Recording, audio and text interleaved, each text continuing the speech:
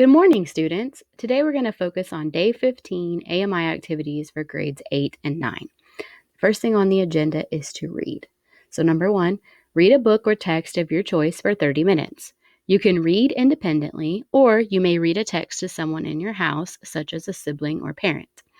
Note the title, author, and pages read. Then, choose one way to write about your reading from the menu of options on page 15 of your packet. You also have a reread option. You may reread a text and then choose a different response option from the menu. So just to refresh your memory, because I'm sure most of you have seen this at this point, on page 15 of your packet, here is your menu of options. So the first 3 rows apply to fiction books. The last row applies to nonfiction books. So depending on what type of book you're reading will depend on which one you choose. So after you've completed that part of your assignment, go back to day 15 and start on number 2. Number 2 says, read your interview notes from yesterday. On a different piece of paper or on a new page of your Google document, turn these notes into the second part of your narrative story. Pretend like this is going to be a published book someday.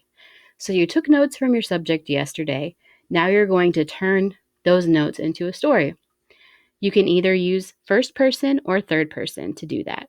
Miss Ritter went over first person and third person earlier in the week, but I'm going to refresh your memory just in case you need it.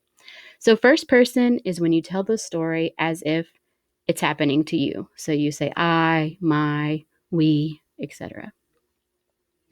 Third person is when you tell the story as if you're watching it happen. So you're going to use he, she, and the subject's name. So you have 2 prompts to kind of get you started. You may use them if you would like to. It's not a requirement. So first person starts like this. After my early childhood, things changed for me.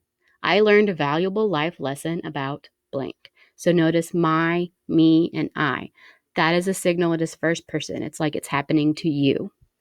Then we have third person. After early childhood, things changed for blank. He or she learned a valuable lesson about blank. So now we're telling it as if we're watching it happen. Okay?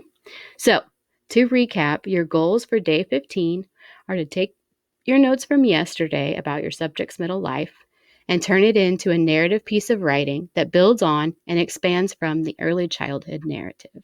Okay? And then whenever you've completed this assignment, be sure to share it with your teacher if it's a Google Doc, or turn it in on Google Classroom, or however your teacher has requested that you turn in digital work. If you've done it on paper, make sure you take a picture and email that to your teacher so your teacher can give you feedback. If you have any other questions about how to complete this assignment, please email your English teacher and they will be there to help you. Thank you so much for watching.